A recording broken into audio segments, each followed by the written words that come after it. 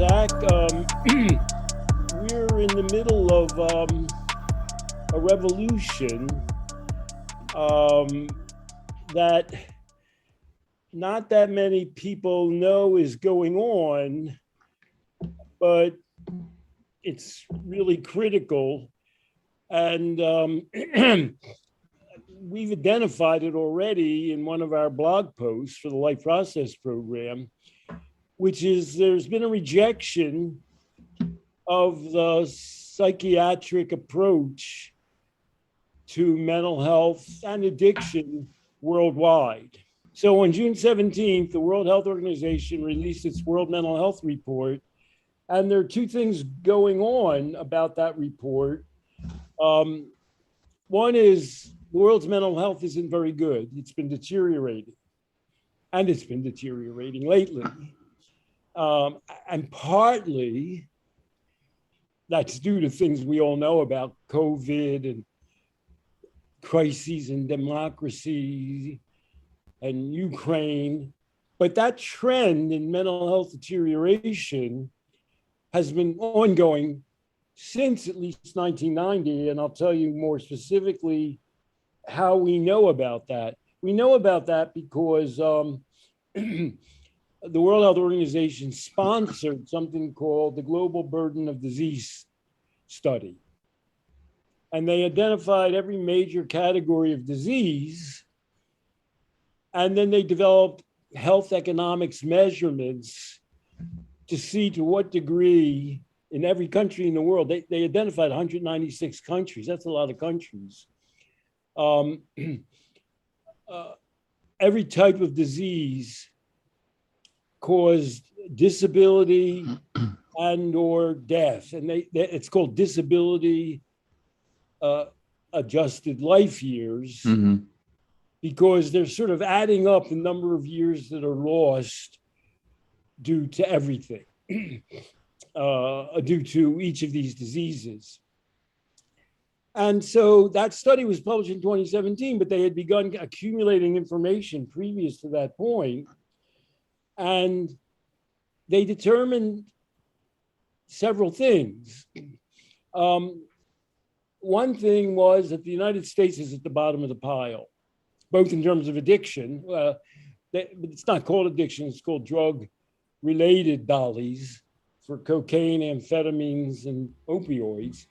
And we're number 2 overall worst in the world, 196 countries. And they did depression and anxiety and overall mental health, and we're close to the bottom for those as well.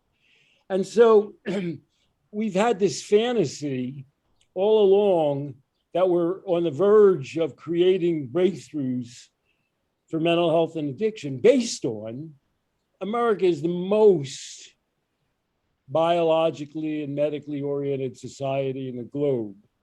And Nature magazine, for example, promoted in 2014 Nora Volkow as the leading edge in all kinds of drug research and addiction research.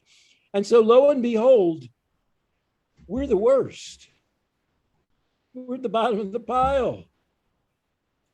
And just around this time, Nora Volkow heads the National Institute on Drug Abuse, where she's famous for quoted and for being saying it's all about the dopamine. And she had a corresponding figure was the head of the National Institute of Mental Health named Thomas Insel, who believes the same thing. Insel's now retired by a couple of years. And Insel, to some degree, has acknowledged a little bit of a problem that everything he's been promoting for several years, for decades, has failed. And he labeled it the fact that American mental health is deteriorating. The phrase he uses is it's an inconvenient truth. Isn't that a funny phrase, inconvenient truth? The convenience is, I mean, you can perpetuate these fantasies that you talk about by talking about, having bizarre, abstract, brain mechanistic kind of theories. Because on one hand, you can always say, well, there are concomitant things popping up that we just can't deal with. It's not our fault. Or you can say, you know, this is the truth, but there's just no practical way to get around it yet, but we're getting there. And that's what they've been doing for 50 years, both Right. with addiction and with mental health.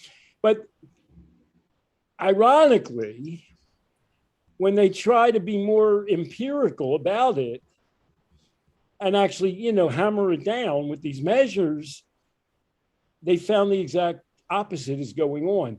That the more biologically, medically oriented a health system is, like the US, the worse it performs, and that we've been getting worse worldwide, but the United States has been particularly getting worse. But an inconvenient truth, it's so funny. It's like, yeah, it's like what you're saying. It's like, oops, I just burped at dinner.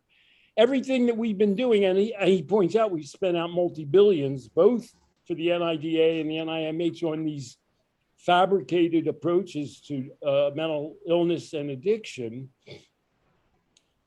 I beg your pardon. It turns out that everything that we've been talking about is a fake. It's a failure. It's not succeeding. And, you know, isn't it too bad that we now have to come to grips with this? And to his, more or less his credit, Insel has come to grips with it. And I liken this whole thing, I call it the spaceship situation. And what I mean by that is every once in a while a cult comes along, you know, and they, for some reason, they decide that some interplanetary spaceship is going to come, land on the earth, and rescue them. And there's more than one cult that believes this. When was the last one? Hail Bop. Yeah, right. There've been a lot of those. Yeah, there's one.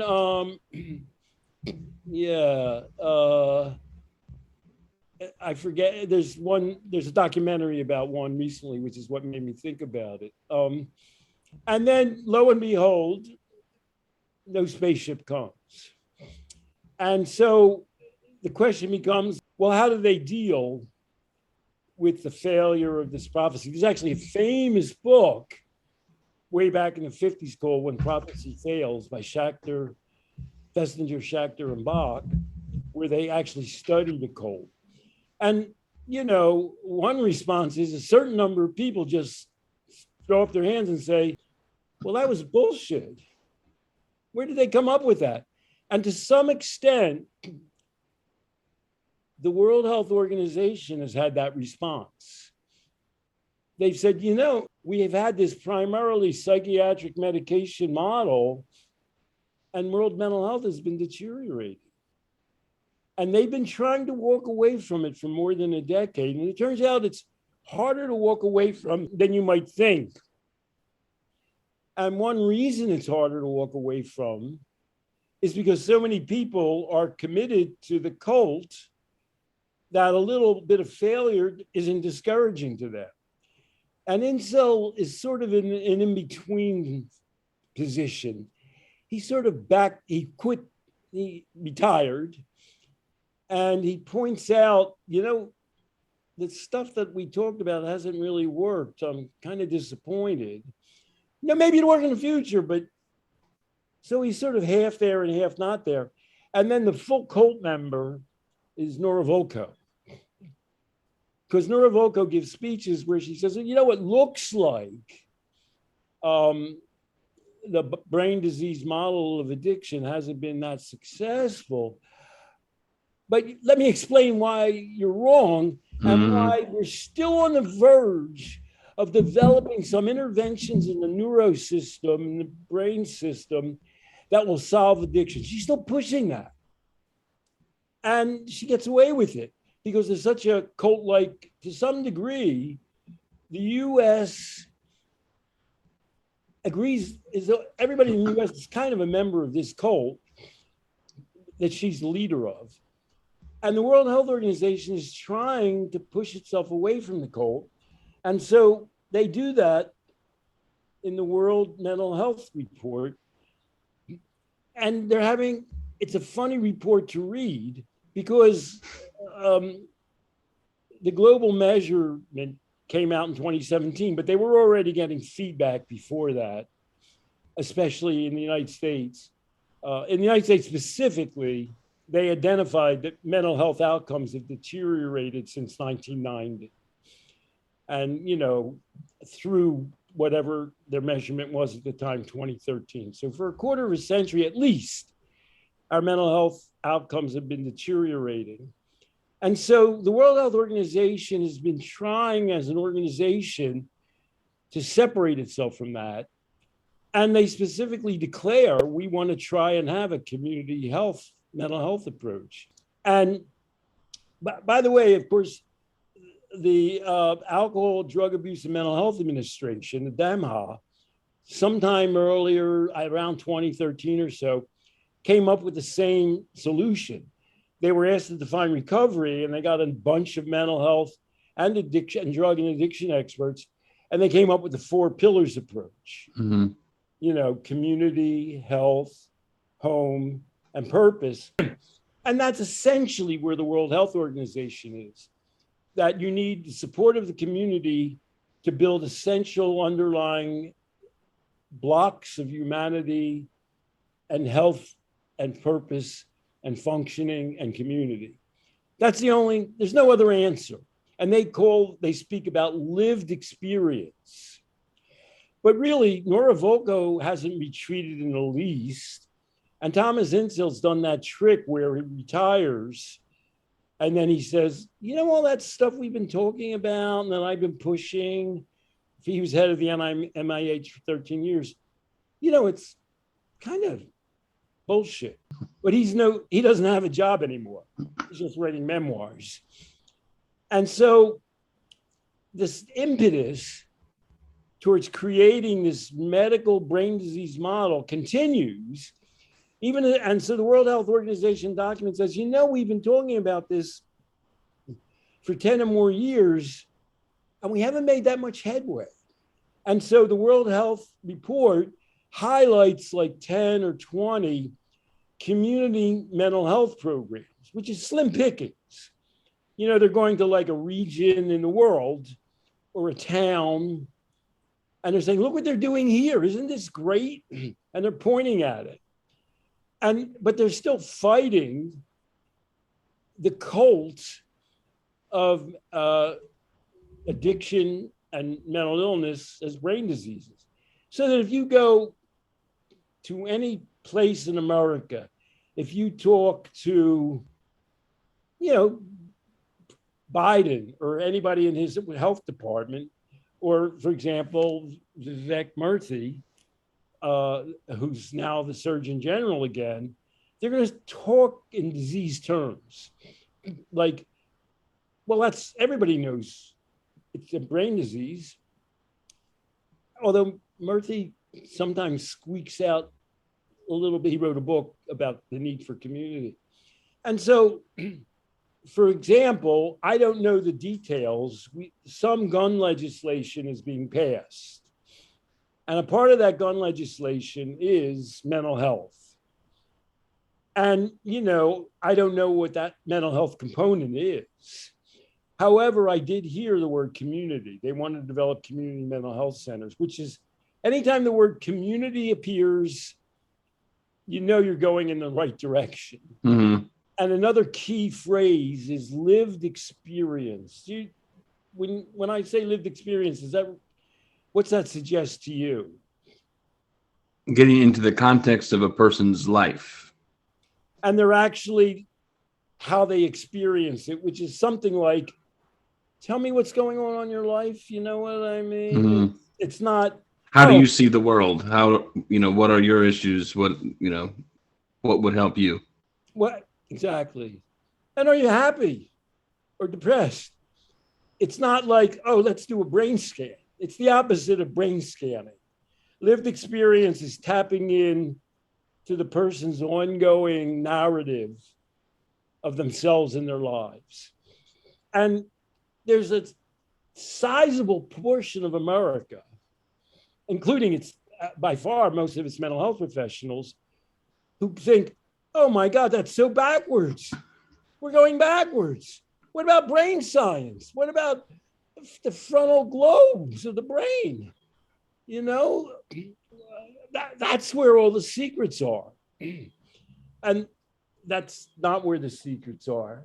And thinking that way and spending literally billions, I'm not making billions, both from the NIDA and also from NIMH. It's like, you know, the Hippocratic Oath is at first do no harm. Getting back to the inconvenient truth that Insel's retired from, we've spent billions of dollars in areas that are supposed to approach mental health, improve mental health, solve mental health, cure mental illness and addiction, and they've worsened them. What could be more embarrassing than that? And so on June 17th, a bit of an arbitrary thing. They had a webcast or you know, some kind of meeting, you know, which I attended along with I don't know how many other hundreds of thousands of mental health professionals. And, you know, they had somebody sing a song, and then they had like the Prime Minister of Argentina or, you know, Hungary, whatever country saying mental health is so important. And, you know, okay, I'm down with that. So they don't really have, not only don't they have time to get into any content, but they never are going to stand there and say, you know, we fucked it up over the last 20 and 50 years following your lead. That's not going to come out. They're not going to say, you know, why don't we have Stanton Peele talk and explain how we've really blown it and gone in exactly the wrong direction. The report itself was filled with niceties, caveats, you know, kind gestures, politically correct statements that, you know, don't piss anybody off. Right. Because. Except you. Right. It's, you know, it's a political document. Well, it's trying to be a mental health and a political document at the same time, which is true of Insel and Volkow at the same time. They have their politicians, but both of them are true believers, except Insel is sort of wondering why the spaceship didn't land to take them to another galaxy. He's sort of like in a funny self-doubting position, which Nora Volkow doesn't have. Nora Volkow doesn't have a self-questioning component to her thinking. Nora Volkow is still saying, oh, let me explain why, although it seems like economic factors are critical, that people become addicted to many things besides drugs, that there's been a, you know, we are up to 107,000 deaths annually now from drugs. Although it seems like we failed at dealing with opioids and other popular drugs, all following the brain disease approach. She became head of the NIDA in 2003. And in 1997, her predecessor, Alan Leshner, announced that addiction was a brain disease in science and it matters. In 1997, there were fewer than 10,000 deaths due to drugs.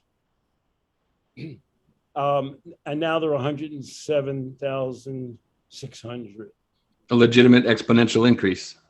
Really. They're getting to whatever the next order of magnitude. And they're still plugging away. Nora Volkow is still plugging away. So, yes, and I'm somewhere, you know, I'm sort of imagining at some point they're going to say, you know, the World Health Organization is going to, you know, time out. There's one person that's been predicting this. You know, I wrote a piece for American Psychologists called Reductionism in the Psychology of the 80s. Can biochemistry eliminate addiction, mental health, and mental illness and pain? And I said, no, it can't. But, you know, my day hasn't come quite yet. But I'm patiently waiting, you know. And so I have a special interest there's a drug policy reform movement. And the person who's most associated with its founding is a man named Ethan Nadelmann, who is an old friend of mine. And I happened to be working in Princeton at the same time he was, before he created a series of organizations that it's now the Drug Policy Alliance that stand for reforming how we approach and view drugs. And, he gave me awards early on, and he was a great fan of my point of view. And lately, not so much. And it gets complicated, but the Drug Policy Alliance was originally part of George Soros's Open Society Foundations. They've just released the most money dedicated by rich people to political parties. Number one in the country is George Soros. I think he's about 84 now. He has quite a lot of money. And he funded Ethan initially.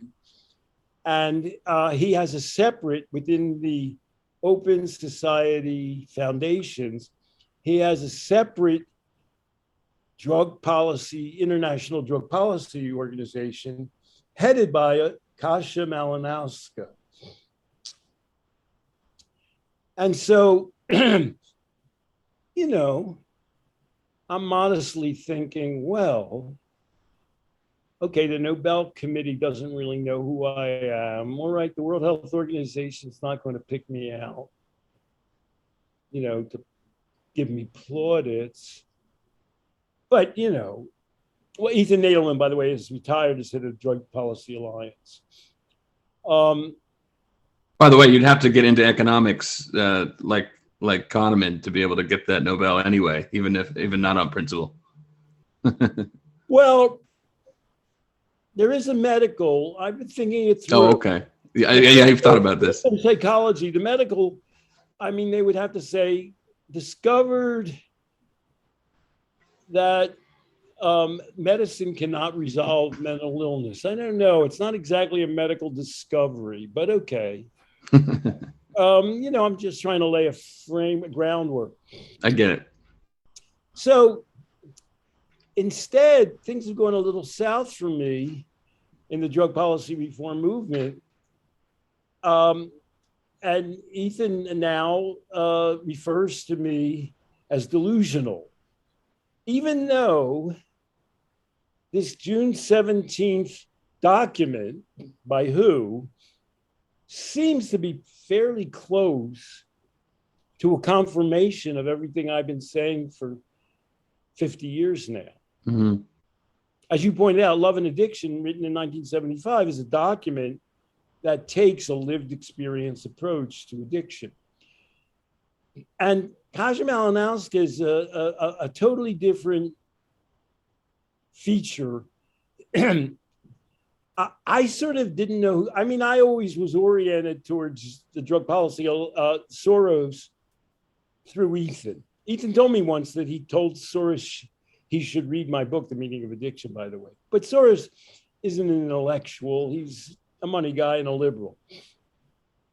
So I sort of didn't know who Kasia was. And I went to see Carl Hart speak, Myths of Methamphetamines. And it so happens Kasia was working the audience before Carl's presentation. And he had a new assistant, and I knew the assistant because I had been invited up to Vancouver to speak to the Portland Hotel Services and their injection site under Liz Evans. And this woman had been Liz Evans' assistant, and now she was Kasia's assistant. So when they walked by me, she said, "Oh, hi, Stan," the woman did.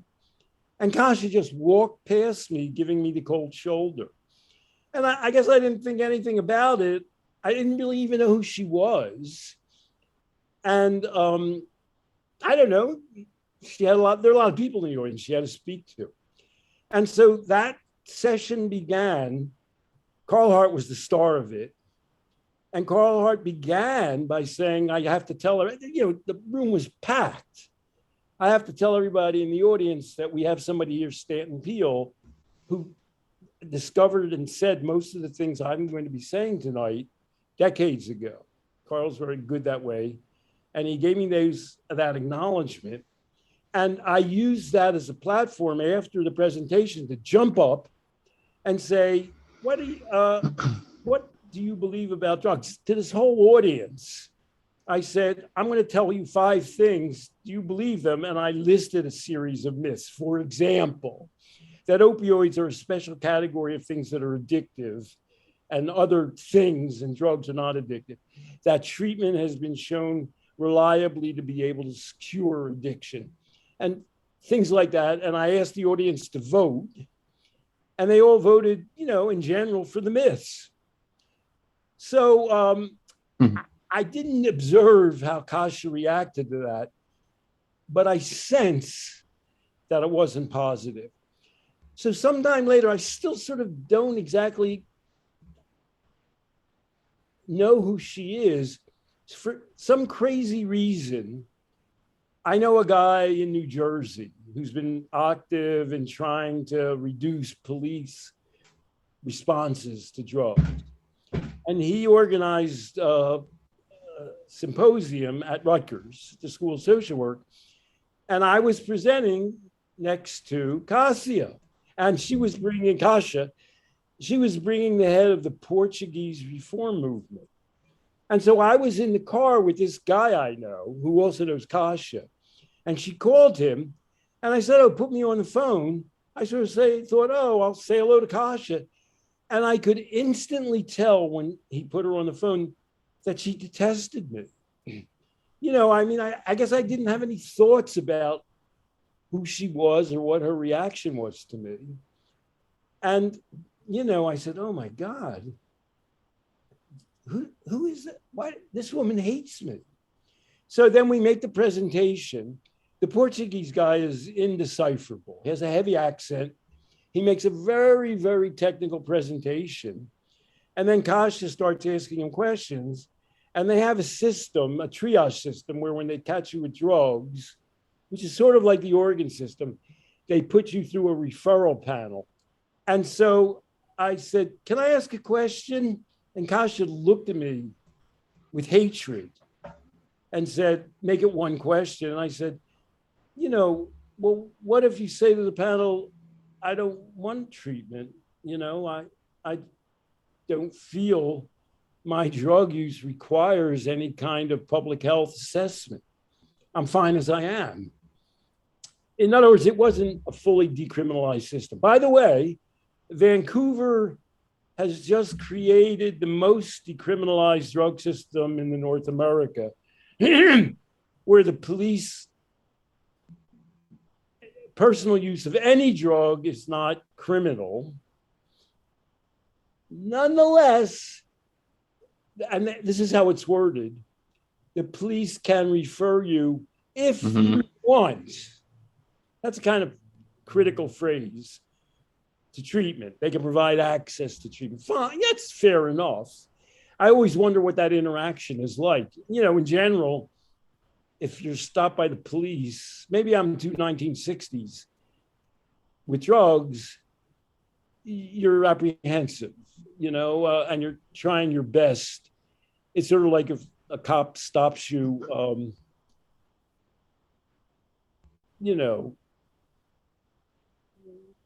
for speeding, you say, oh, officer, was I going too fast? And oh, here's my license. And nobody feels totally free over there, right?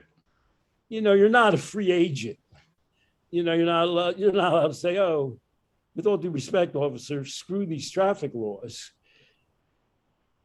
And I agree with that. But, somehow, how do you start interacting with the police around your drugs? How did that happen? It's not a positive. It's not because you were at dinner with a guy with a reefer and he happens to be a police officer. And he says, are you okay with your smoking? Maybe you might, that's right. not how it works. So when it came my time to make a presentation, and, you know, I don't want to be immodest.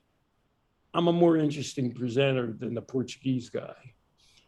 And Kasia ostensibly rose from the stage, went into the audience and started working on her iPhone or her iPad. Stanton, I think we have a video of this.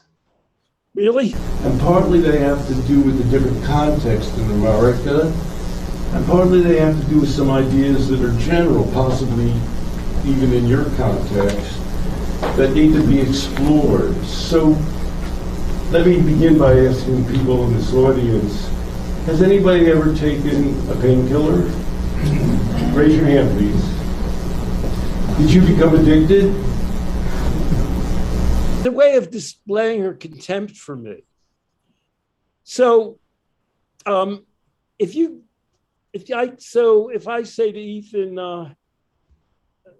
you know, you and I, when we put up at LPP this June 17th revolution, and it's getting up to 1,000 shares, and if I say to Ethan, you know, what do you think? Ethan's going to say, Stan, you're delusional, but Ethan knows what I have to offer. He's responding. He'll say something like, well, Stan, you made a lot of valuable contributions. I'm indebted to you, but now you've lost touch. You're delusional. But Kasia has no idea of why I'm a valuable thinker. Right. If you were to say to her, you know, Stan Peele has made some valuable contributions. You know, Carl Hart said it in front of her. And she wouldn't bother to learn what that means, right? You know, maybe she just dislikes me. But remember, when I was introduced to her by a woman I knew, before Kasia ever saw me speak, at Carl's presentation or on her joint panel, she cold-shouldered me. So she already despised me. So are you just a threat to her spaceship cult? You think that's it? She doesn't know why I'm valuable, but one afternoon, I think it was 2 years ago now, I was in Ethan's living room. Ethan's, you know, to some extent, Ethan is like Nora Volkow. He's a political guy. Ethan had never wanted to piss off the 12-step people because, you know, you're not going to work in America if AA is against you. So Ethan, you know, God bless him, you know what I mean?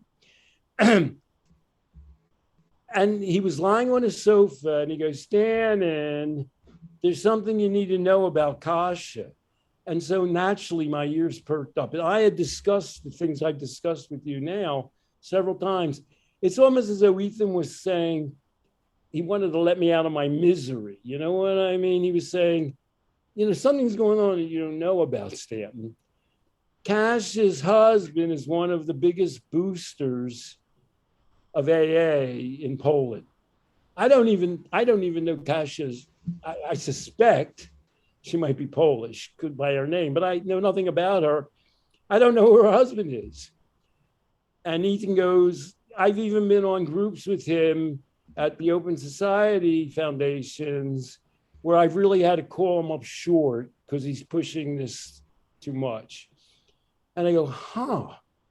So what Ethan's telling me is Kasia is hoodwinked or anchored into the disease and AA model by her husband. And so inferring from that, she hates me because she's an endorser, passively or actively, of the disease in the 12-step model.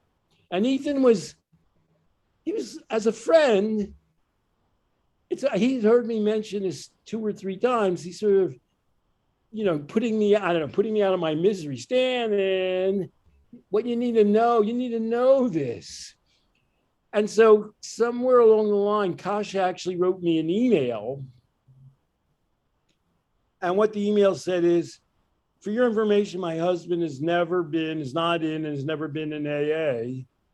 And I wrote back, I never thought your husband was in AA. That's not what he said. Saying to me Right. was he's an external supporter. That's how I interpreted it. And then I said, but since you've told me this, can you tell me who is your husband? What does he have to do with OSF, Open Society Foundations? Has he been on panels with Ethan?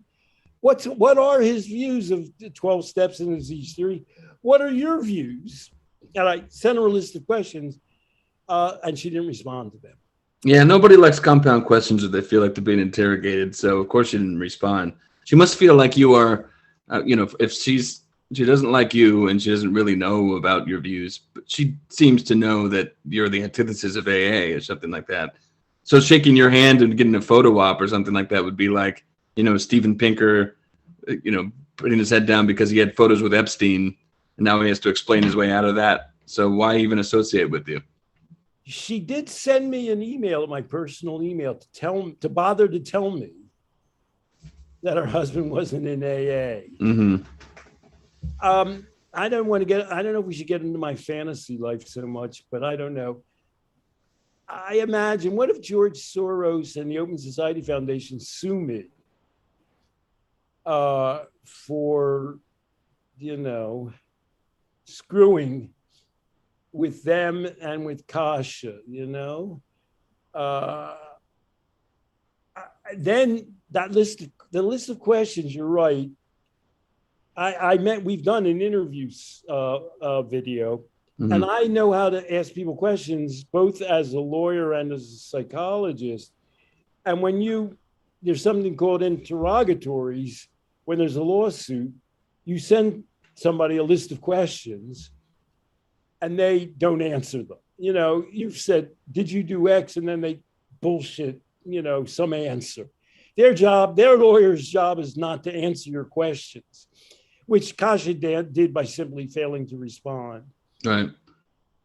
And so we're in a situation currently, this is just my view, where my whole perspective, which Ethan understands, has been validated in a kind of worldwide fashion. People have pointed out, DPA was started in 2000. In 2000, there were 17,000 drug deaths in America. There are 107,600 last year. DPA, you can't blame them for that, but things haven't gone well. Mm. They can't point to their great success, nor, of course, can Kasia worldwide. And so I imagine, how are they? Don't they have some inclination to say, we've missed the boat a little by not following Stanton's lead? And the answer to that question is, not in 10 million years are they going to acknowledge that. But Ethan must have some kind of internal grind about that. Kasia has none. Kasia's just thinking, what a God. I have another fantasy. Bernie Sanders gets elected president of the United States, and they pick Ethan and Kasia and people like her and Ethan to head the DEA, the Office of National Drug Control Policy, and the NIDA. And the first thing they do is arrest me. That's I have this late at night fantasy. I agree. It's about 2 or 3 in the morning. I usually send you an email then. So, and then I can just see Ethan, he's kind of an old friend, Stan, and I'll make sure to visit you in prison, and I'll bring you some Hummintosh, So the last nail in my webinar for Addiction Theories Network, which we have listed at PeelNet, I comment on Kasia interviewed Carl Hart about his book, Addiction for Grown-Ups. And drug use for grown-ups. Drug use for grown-ups. Yep. Thank you. And it's an interview by somebody, Carl's been funded by OSF for years. and they've had a long connection. So they're both going to be, but it's an interview by somebody who's antagonistic to what Carl's saying. And she sort of says, she basically says, I can't do an imitation of Kasia. And I'd get in trouble if I tried. She says, well, you're saying you can use heroin, but you're like a professor and what all the things you are. How can you claim that regular people can use opioids? Although regular people use opioids all the time. And of course, Carl has a whole shtick where he talks about drug policy exceptionalism, where drug policy people think, oh, we can use drugs, we can use our drugs fine. It's all those slobs in the world who don't know how to use their drugs right. And then, she starts grinding. If she wanted to interview Carl, drug use for grown-ups, for real, she would say, why don't you tell me about how you use drugs positively? Why don't you tell? Because Carl came from an environment where he himself detached himself, Miami, from the drug use community, because he wasn't headed in that direction. And so he had to learn as an adult that what was going on in that community wasn't drug use. And his phrase at the time was, drugs aren't the problem. But the problem in Miami wasn't crack. That wasn't the problem. And so he only got introduced himself to drugs later in life. And so he talks about how he used different drugs and how they benefited him and how they're positive in his experience. And she's never going to ask him about that. That's not going to be the discussion. How can drugs be used positively? How did you discover that? She doesn't talk about alcohol, which is, I don't know anything about Kasia, but I'm going to guess she drinks alcohol in a positive way. That's my wild guess, because everybody I know in the drug policy and alcohol policy fields does.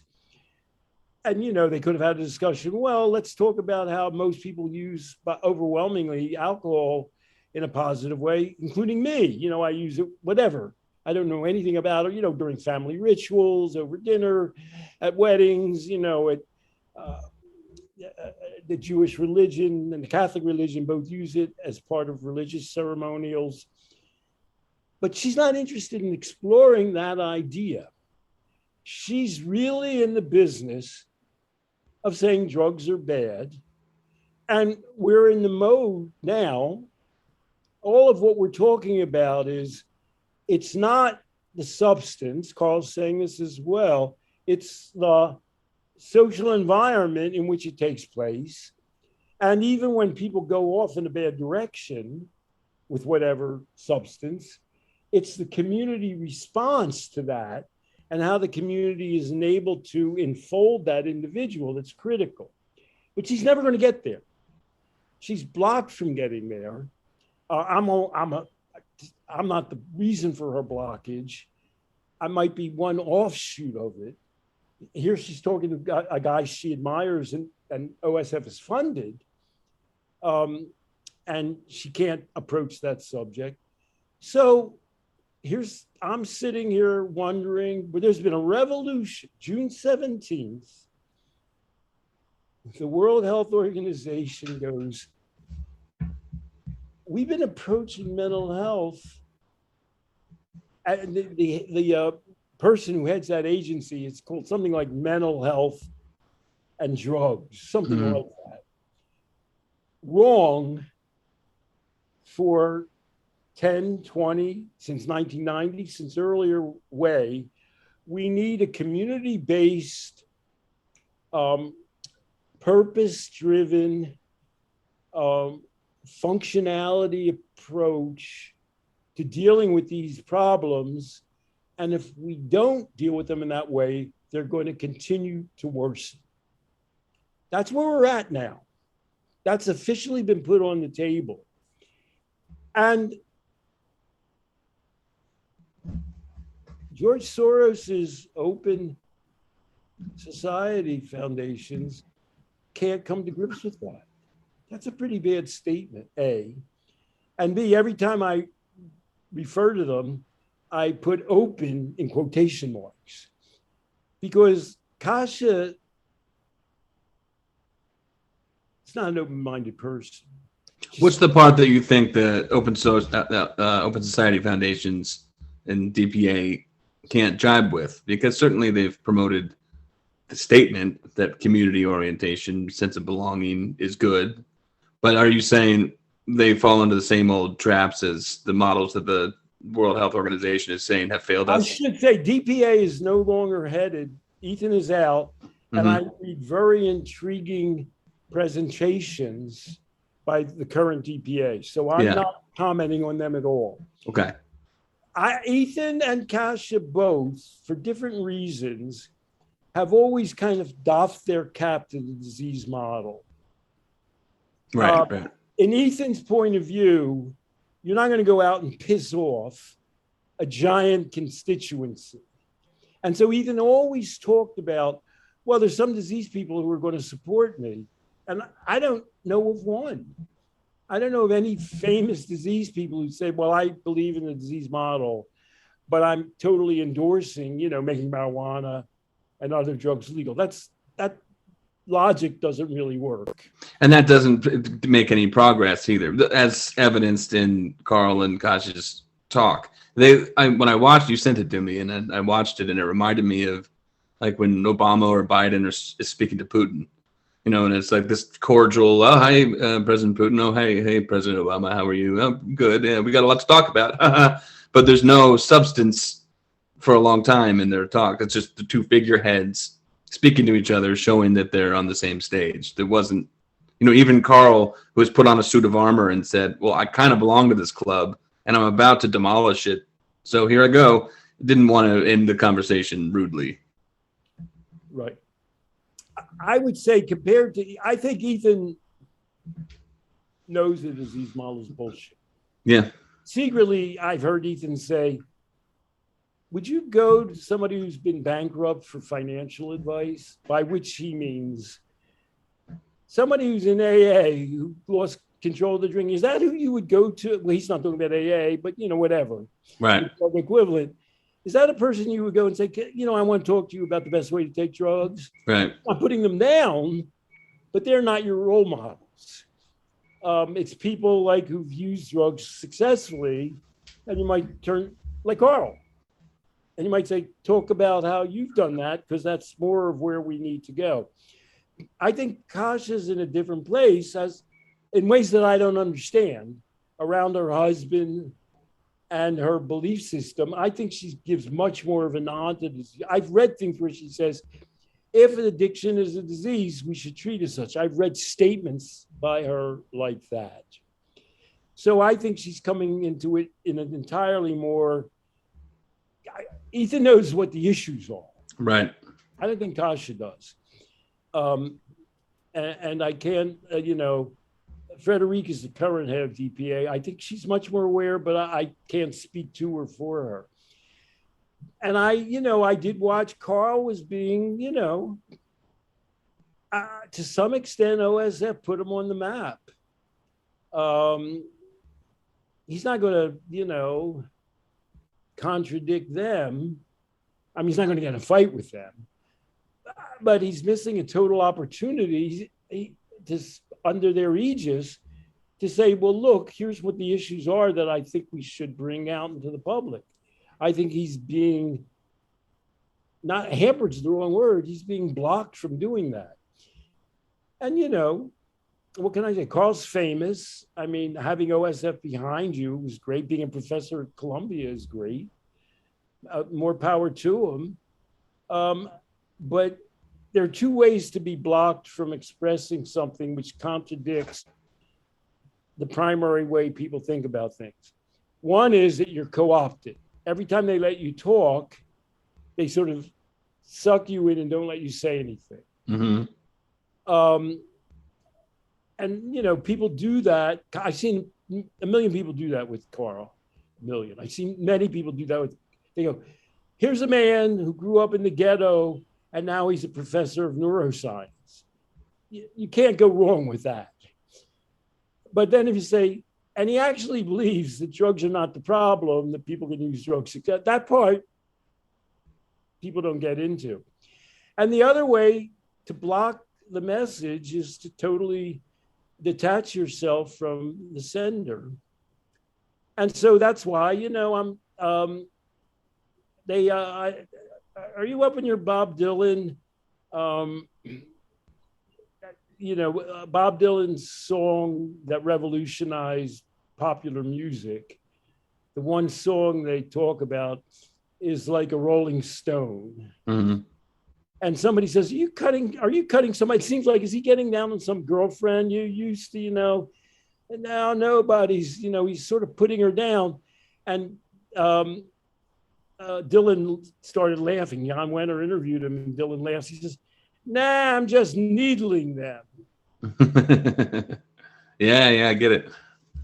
And so that's what I'm in the position of needling people, where that'll lead to and how this all falls out. We're in a transition period. Nobody knows how the whole democracy thing is going to come out in America. Nobody knows how the whole Ukraine thing is going to come out. And nobody knows how the whole drugs and addiction thing is going to come out. And so that's the bad news and that's the good news. At least we're in an exciting time. Whew. That was a romp through a lot of important things, but I think we did it okay. We could put a bow on that. Au revoir. Good. Take care, Stanton.